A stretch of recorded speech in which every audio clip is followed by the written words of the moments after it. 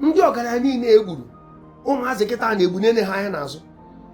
Ọ dị izi ịbụ ọgaranya ọ dụrụ fecha ji onye ọna nọ n'elu ife ọfụ wee rigoro. Akụ dị mfe n'ọnụ, ego dị n'ogwu. Ịfụ ndị a na-asị gị money na wọta, aghụghọ dị ya. Money no be wọta.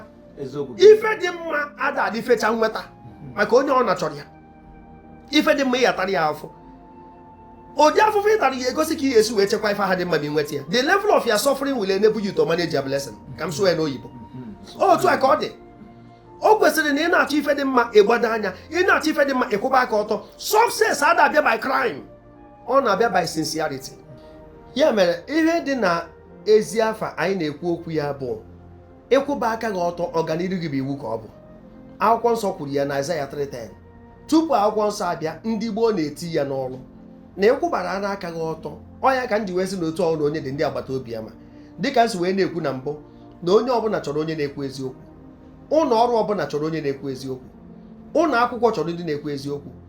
Ọtụtụ ọfịs ebe a na-emepụta ngwaahịa na ọtụtụ ebe dị iche iche chọrọ onye na-ekwu eziokwu. Ekwensu chọrọ onye na-ekwu eziokwu, n'agbanyeghị na akwụkwọ nsọ si na onye nwa bụ nna ndị niile na-atụ asị, mana ọ chọrọ onye na-ekwu eziokwu. Maka ọ bụ na iji otu nzuzo gị taa asị gị kpọta nwa gị nwaanyị ka e wee merụ gị ọgwụ ego, i wee jụ na i wee jee kpọta ofu onye akwụna n'iro, ịkpọta nwa gị nwaanyị, ha wee chọpụta na ọ bụrụ nwa gị nwaanyị, ha taa gị afọ igboro ndụ gị wee kwụọ ụgwọ. Efu na ekwensu na-atụ asị. Ekwensu bụ nna ndị asị, mana ọ chọrọ ka a tụọrọ ya asị. Ife a ka anyị ajụ onwe anyị, ezigbo onye ori zute ego ọ chọba ezigbo mmadụ ya bụrụ ya kashia? Gwazie na onye ori ya bụrụ ezigbo mmadụ, ọ nyere ya ka mama e nyere ọkụkọ. Ife a ka anyị ajụ onwe anyị na ajụjụ. Ife anyị na-akọwa bụ na ezi afa ka ego. Ọnya bụ ife niile anyị na-agbakwasị ụkwụ. Ezi afa ka ego. Dịka nso wee na-agwa unu ụmụnne m, aha m bụ brọda Paul Chigbo. Abụ m onye ozi ọma.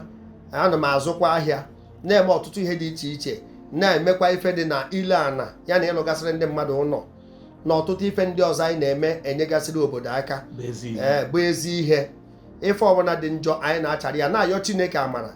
Ọ dị mma ịdị mma mana o siri ike dị mma. Amara Chineke ya na ntachite obi na inwe ndidi, maka ọghọm afịa dịghọ na ndidi.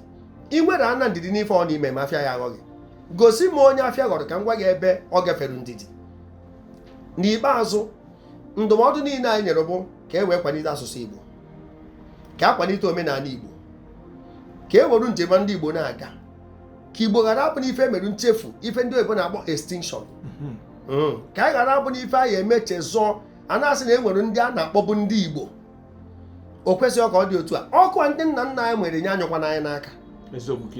Dịka nsi wee kwuo na mbụ ife gbasara ịza afa mana ụlọ ọba akụ, ịfụrụ anụ onye ugwu